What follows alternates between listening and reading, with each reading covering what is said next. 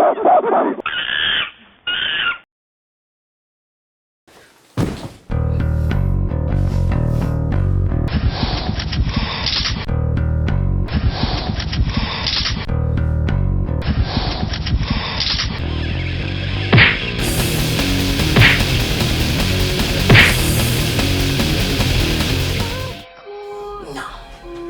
not gonna bust you.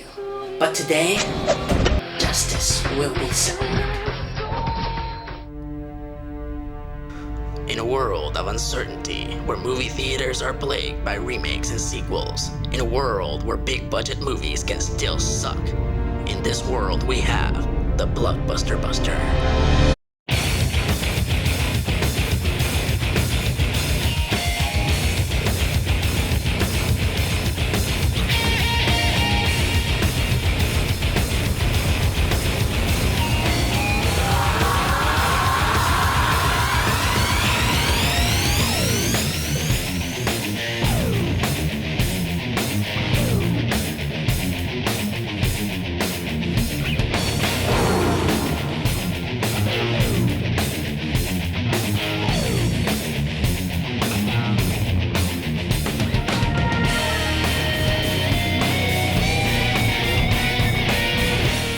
Greetings fanboys and fangirls, I'm ERod and I'm the Blockbuster Buster. Smack dab in the middle of the Marvel Renaissance, the trifecta of awesomeness that was Stan Lee, Bill Everett, and Jack Kirby created the world's first memorable, handicapped, or dare I say handy-capable superhero, Daredevil. The comic book told the tale of Matt Murdock, a young boy that was in a car accident in which he came in contact with toxic waste. While the accident took his vision, it super heightened all his other senses, giving him a super radar sense that enables him to be a very formidable fighter. Matt goes on to become an attorney, but when the justice system fails, Matt becomes the vigilante known as Daredevil, the man without fear. In 2003, right at the beginning of the comic book movie boom, Daredevil got the celluloid treatment. This created a rift in the fanboy community. Some people loved this movie while others absolutely hated it. While I admit that this movie is not that good, it's also not that bad. In fact, I enjoy it. The biggest debate is that of the casting choice of Ben Affleck as Daredevil. And yes, I do agree that Affleck isn't the best actor in the world, and that there were better choices to play Daredevil. But I still think we should cut the guy some slack. After all, Affleck had a really full plate in this movie. He was playing a superhero, a lawyer, and a blind man. In my humble opinion, his performance is adequate. But if you're still hating on Affleck, please keep in mind that Mark Steven Johnson directed this movie, so the choice to play Daredevil could have been far worse. But as much as I enjoy this movie, it's not without its dumb moments. Now, as usual, I do warn you guys that there are spoilers ahead, so if you haven't seen this film, you might want to stop this video. But if you're ready to see the devil get his due, then stick around, because we're about to jump into the top 10 dumb Daredevil moments. Number 10! Now, just to be clear, I have nothing against computer animation. It is a great tool that can enhance any cinematic experience. But this flick has got way too much unnecessary CG. There's also the silly looking CG Rose, and then there's the CG Daredevil they used for this simple little stunt.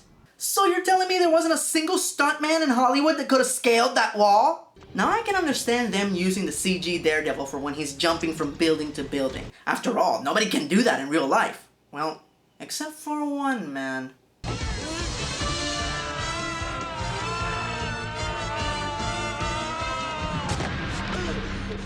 Oh yeah, Jackie Chan can. Number 9! This moment occurs all the while reporter Ben Urich interviews a police detective about Daredevil's involvement in a recent crime scene. The detective denies Daredevil's involvement, and then this!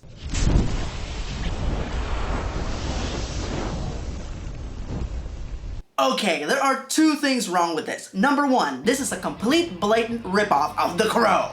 And number 2, it goes completely against character. Daredevil is a vigilante. A big part of his effectiveness depends upon him staying under police radar. Leaving a big fucking calling card for them to find and confirm his existence is just a dumb move.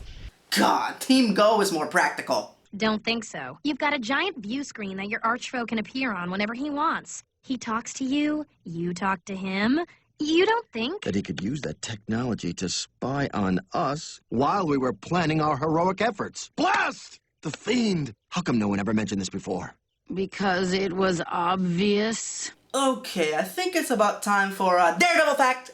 Greetings humans, I am Uatu, the Watcher. I know everything there is to know about the Marvel Universe. Did you know that while some of the illustrious members of the Marvel bullpen created Daredevil, it was EC artist Wally Wood that gave him his trademark red costume? And later it was none other than Frank Miller that created a lot of the more trademark aspects of Daredevil's mythology, including the creation of assassin and love interest Electro Nachios. Oh, and yes, Frank Miller does have a cameo in this movie. Best cameo ever. Number 8! The conflict comes to a boil in the middle of the movie, when Daredevil's nemesis, Bullseye, kills Elektra's father. And even though Bullseye killed Mr. Nachios in plain sight, Elektra still thinks that Daredevil did it. Huh? I thought Daredevil was supposed to be the blind one. How can you confuse this guy for this guy? How much more unobservant can you get? Could you be a little bit more specific? What are you... Blind? Yeah. I am so Ooh, awkward. Number 7! This moment includes one of the most trademark moments from the comic, the death of Elektra. In the comics, Bullseye, who can use any item he wields as a lethal weapon, uses a playing card to give Elektra a precise cut on her neck, which causes her to bleed profusely. All the while she's weakened from the blood loss, Bullseye goes in for the kill. In the movie, the card gives her a slight paper cut, and she's done. I know they were trying to keep this movie PG-13, so I can understand them not wanting to show the blood coming out of her neck, but couldn't they have shown the blood on her hand, or maybe on the ground? No, instead, we get this. I'm like totally the world's greatest assassin. Oh no, a paper cut. Oh, you totally ruined my top, you're such a dick. But I guess it could have been worse. Daredevil fact! Did you know that this movie was actually not the first time Daredevil made a live-action appearance? The Man Without Fear made his live-action debut in 1989's Trial of the Incredible Hulk, in which he sported a ninja outfit. Hey Daredevil, ask Ninja called, he wants his pajamas back. I am such a crack-up. Number 6! Right before Elektra meets her demise, she has a quick altercation with Daredevil, during which she stabs him through the shoulder with one of her side. This wound is what allegedly prevents Daredevil from saving her when she takes on Bullseye. But right after she dies, Daredevil gets right back up and fights and defeats both Bullseye and the Kingpin back to back. So was the wound not that bad, or was this the moment when Daredevil decided to tell the audience his whole life story? I had lost my sight, but I got something back in return. And you couldn't take 3 seconds to save the love of your life? Affleck, you're a dope, but you were the bomb in Phantoms. Word, bitch. Phantom's like a motherfucker.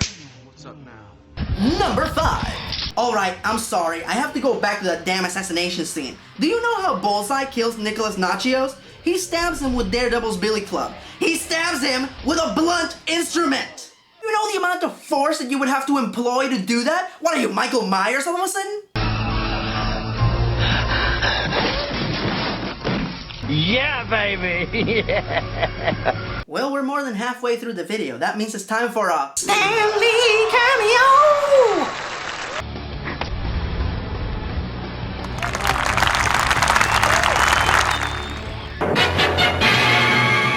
Excelsior! Oh. Number 4! In the comics, after Matt gains his radar sense, he diligently trains for years to hone his amazing fighting skills. In the movie, he is instantaneously a kung fu master. I wonder what was in that toxic waste that went into his eyes. Oh God, why did I ask? Number 3! One of the most realistic and cool elements about Daredevil is that no one would ever suspect the blind man Murdock of being the hyper-aware Daredevil. But in this movie, he makes little to no effort to conceal his amazing skills. He shows off his radar sense every chance he gets.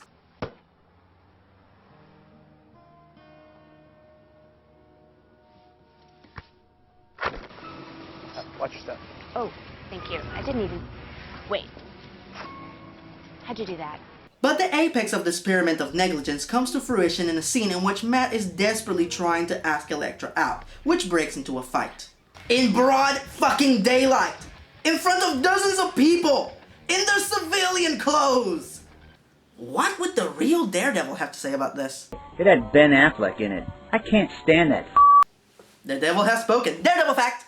Did you know that the Ninja Turtles were initially intended to be a parody of comics that were popular in the 80s? Like Daredevil. The blind man that teaches Matt Murdock how to fight calls himself Stick. Henceforth, the Turtle Sensei is named Splinter. The evil ninja organization that Daredevil is always fighting is called the Hand. Thus, their TMNT counterpart is called the Foot.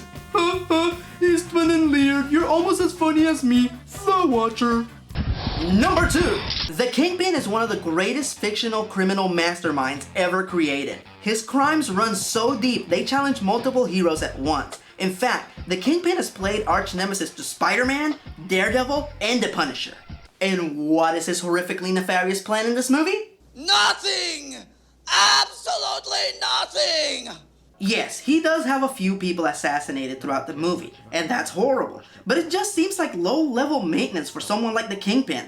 The movie never makes it clear what exactly Daredevil's trying to stop him from doing. And yes, Daredevil's trying to avenge his father, but he doesn't find out that the Kingpin killed him until the end of the movie. And yes, the Kingpin does control all the organized crime in the city. But just because Daredevil beats him at the end of the movie doesn't mean that all crime is gonna cease and desist. It just seems like a waste of a great character and a great actor. Number 1. Okay, my number 1 may not come as a surprise to most of you, but in this movie, Elektra sucks! Seriously? Jennifer Gardner? Elektra's an ultra badass assassin that kills full armies of ninjas without batting an eyelash. And here, they actually have the balls to introduce her to us hanging out at a trendy coffee shop. Yes, Jennifer Gardner was great in Alias, but in that show, she was a secret agent posing as a bubble-headed girly girl. So it worked! Nice wig, Miss Tries Too Hard. Elektra is a warrior first and everything else second. Again, my pick to play Elektra has always been Rana Mitra, but that's just me.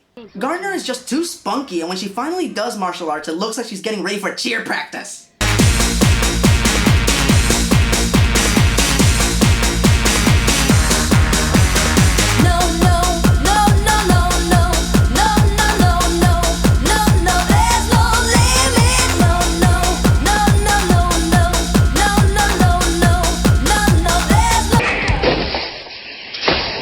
So those are my top 10 dumb Daredevil moments, and in spite of them, I still really enjoy this movie. Even though they got a few things wrong, what they got right, they got very right. Michael Clark Duncan and Colin Farrell steal the show as Kingpin and Bullseye, and I will go on record and say that Daredevil's costume is my favorite real-life rendition of any superhero costume thus far. Not only is it faithful to its comic book counterpart, but it looks practical and functional, as opposed to thick rubber armor with nipples! So if you're willing to overlook the dumb moments, or if you're really into the new comic book movies, you might want to check it out. But if you're a nitpicky comic book purist, you might want to stay away. Next week is back to basics. Until then, I'm ERod, and I'm the Blockbuster Buster.